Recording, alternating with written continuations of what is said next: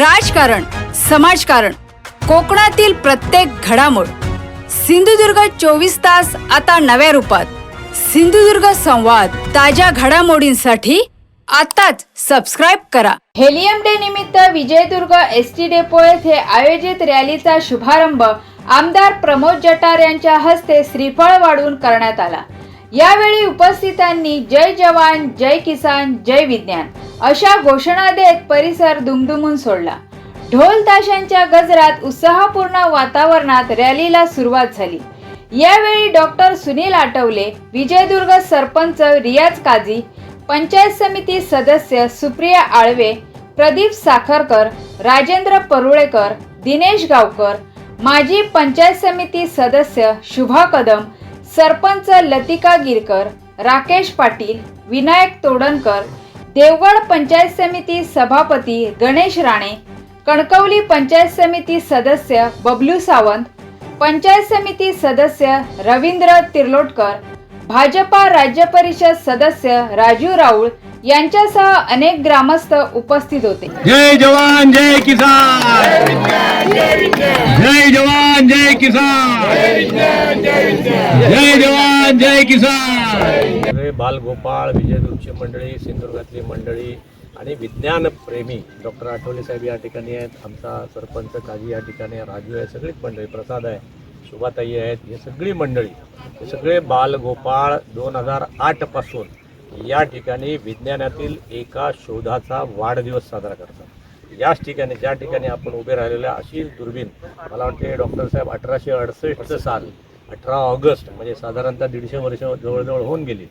या एवढ्या वर्षापूर्वी याच ठिकाणी फ्रेंच आणि पोर्तुगीज लोक आले, समुद्रमार्गे आले, सूर्यग्रहण होतं आणि सूर्याकडे बघता बघता त्यांना हेलियम वायूचा शोध लागला पुढे मुंबईला जाऊन. पण तरीसुद्धा ह्या जागेला हेलियमचं पाळणाघर म्हणलं जातं. म्हणून ह्या हेलियमच्या पाळणाघराच्या या ठिकाणी आम्ही दरवर्षी येतो, सगळे बालगोपाळ मंडळी ग्रामपंचायतीच्या माध्यमातून, आणि आम्ही एक संदेश देतो की अंधश्रद्धा टाळा, विज्ञानाची कास धरा, विज्ञानाच्या सोबती व्हा, विज्ञानाचे वाढदिवस साजरे करा, कोणावरही चुकीचा विश्वास ठेवू नका, विज्ञानाच्या कसोटीवर जे येतं त्याच्यावर भक्ती करा. अशा प्रकारची विज्ञानावरती भक्ती करायचा, त्याचा वाढदिवस करायचा. बघा, विज्ञानामध्ये अनेक शोध लागले गेल्या 100, 150, 200 वर्षामध्ये. त्यामुळे माणसाचं जीवन सुसह्य झालं.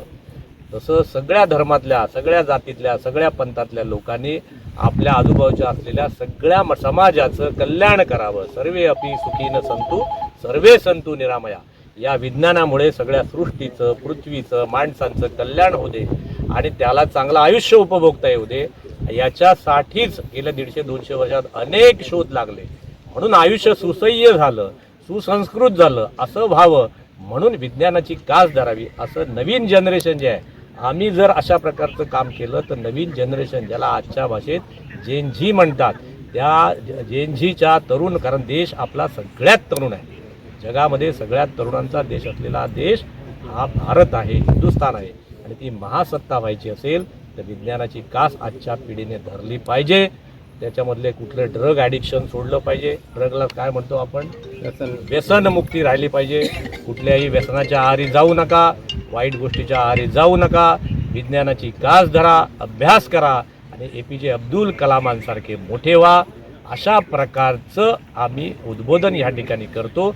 अशा प्रकारची गोष्ट वारंवार 18 वर्ष आम्ही सांगतो. मला वाटते पुढचे अनेक वर्ष माझे सगळे विद्यार्थी, हे सगळे बालगोपाळ चालू ठेवतील आणि विज्ञानाच्याकडे लोकांचा दृष्टिकोन, वैज्ञानिक दृष्टिकोन होईल अशी आम्हाला आशा. त्या ठिकाणी पर्यटक येतात, त्या पर्यटकांना किल्ला बघितल्यानंतर याची माहिती देणं, हेलियमची माहिती देणं. हा विजयदुर्ग किल्ला कसा, राजा भोज नावाचा एक राजा होता, त्याने 800 वर्षापूर्वी, 1000 वर्षापूर्वी बांधला. नंतर छत्रपती शिवाजी महाराजांनी त्याची दुरुस्ती केली, ते शिपयार्ड बांधलं. म्हणून महाराज आज हिंदुस्थानी नेव्हलचे जनक समजले जातात. महाराजांनी आरमार सृष्टी, कान्होजी आंग्रेंचं या ठिकाणी स्थान होतं. धुळप म्हणून आपले एक सरदार होते, त्यांचा वाडा तिथे आहे. या सगळ्या गोष्टींचं लोकांना स्मरण करून देणं. गेल्या 150 वर्षामध्ये समुद्रावर ज्याची सत्ता, त्याची या प्रांतावर, या राष्ट्रावर सत्ता, असा संदेश छत्रपती शिवाजी महाराजांनी या आपल्या जनतेला दिला. म्हणून सिंधुदुर्ग किल्ला बांधला. विजयदुर्गची डागडुजी केली, कान्होजी आंग्रेजींना सरखेल केलं आणि अशा ह्या सगळ्या समुद्राचं रक्षण महाराजांनी करण्याचा विजयदुर्गच्या माध्यमातून प्रयत्न केला. हे सगळं चलचित्राच्या माध्यमातून या म्युझियममध्ये या आपल्या वरच्या ह्याच्यामध्ये दिसेल अशा प्रकारची व्यवस्था आम्ही डॉक्टर आठवले साहेबांच्या मार्गदर्शनाखाली आणि रघुजी राजे आंग्रेजी आहेत त्यांच्या मार्गदर्शनाखाली आणि आम्ही सगळी मंडळी या अशा आरमार सृष्टीची उभारणी सुरू आहे. त्याला 4-5 कोटीचं मागच्या वेळेला सिंधुरत्नमधनं आपण पैसे दिले, पर्यटनमधनं आणि 5 कोटी देण्यासाठी आम्ही मंत्र्यांना सांगितलं, त्यांनी होकार दिला, आपल्या सरकारने होकार दिला. लवकरच ते पण हे संपले पैसे की ते येतील. परंतु अशा प्रकारचं एक म्युझियम उभं राहिलं. मग ती डॉक्टर आठवलेंनी सांगितलेली हेलियमची कथा त्यात एक ठिकाणी सांगता येईल, विज्ञानाची काळ जरा या ठिकाणी छत्रपती शिवाजी महाराजांनी कसा विजयदुर्ग किल्ला डागडुजी केली, सिंधुदुर्ग किल्ला सुरत लुटली आणि मग सिंधुदुर्ग किल्ला त्या ठिकाणी कसा बांधला, सुरत का लुटली, कारण या देशामधलं सगळ्यात श्रीमंत ठिकाणी सुरत होतं आणि मग सुरत त्याचे पैसे महाराजांनी इकडे तिकडे न नेता त्याचा समुद्रावरती सिंधुदुर्ग किल्ला कसा बांधला, जहाज बांधणी कशी होत होती, जहाजांचे प्रकार किती होते, अशा प्रकारची सगळी माहिती पुढच्या पिढीला जैनजीला पोचावी. बरोबर डॉक्टर साहेब? म्हणून आपण या ठिकाणी आरमाराची सृष्टी आणि हेलियमचं म्युझियम त्या ठिकाणी होऊ घातलेलं आहे. सरकारचं, पालकमंत्री साहेब नितेशजी राणेंचं, आमच्या सगळ्या मंत्री महोदयांचं आणि सगळे मुख्यमंत्री उपमुख्यमंत्री सगळे म्हणजे महाराष्ट्र सरकारचं मी आभार मानतो की आमच्या सगळ्या बालगोपाळांच्या प्रयत्नाला त्यांनी आवाज दिला, होकार दिला. रवींद्र चव्हाण साहेब PWD मिनिस्टर होते, त्यांनी जागा दिली, एवढं मोठेपण आहे. दीपक केसरकर साहेब सिंधुरत्नचे अध्यक्ष होते, त्यांनी 5 कोटी रुपयाचे इमिजिएट मान्य केलं. नितेशजी राणेंनी त्यांना आम्हाला या ठिकाणी करण्याचे सहकार्य केलं. आता पण सरकारमधनं ते पैसे आपल्याला आणून देत आहे. या सगळ्या गोष्टीमुळे विजयदुर्ग तुमच्या सिंधुदुर्गाच्याच नकाशावर नाही, महाराष्ट्राच्याच नाही डॉक्टर साहेब, देशाच्या नकाशावर हा भूभाग येईल आणि इथे पर्यटक येतील, इथल्या लोकांच्या घराघरामध्ये उद्योग निर्माण होतील छोटे छोटे आणि 80% बंद पडत असलेली घरं पुन्हा उघडतील. मला विश्वास आहे आणखीन 25 वर्षाने सिंधुदुर्ग हे मेरीटाईम बोर्डाचं म्हणजे समुद्री असलेल्या कामकाजाचं, आजही माझे शब्द लिहून ठेवा मुद्दाम, आणखीन 25 वर्षाने सिंधुदुर्ग जिल्हा हा महाराष्ट्राचं नव्हे तर देशाचं मेरीटाईम या व्यवसायातलं हब होणार आहे. हब होणार आहे. लिहून ठेवा पत्रकार मंडळी, तुम्ही तर मुद्दाम सांगा जनतेला. 25 वर्षाने सिंधुदुर्गामध्ये गावं पुन्हा भरलेली दिसतील. एवढा रोजगार इकडे येणार आहे कारण तुम्हाला एवढा समुद्र किनारा आहे. आता निरनाळे बघा, परवा नितेशजी राणेने एक जहाज बांधणीचा एक गोव्याच्या बॉर्डरवर एक कारखाना आणला.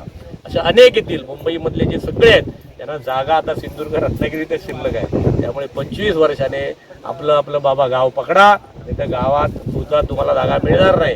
त्यामुळे मुंबईकरांनी, पुणेकरांनी आणखीन कुठे गेले आहेत त्यांनी आपल्या गावात परत फिरा, असा मेसेज आजच्या दिवसाच्या निमित्ताने जनतेला देतो. जय हिंद, जय महाराष्ट्र, जय विज्ञान. सिंधुदुर्ग 24 तास आता नव्या रूपात.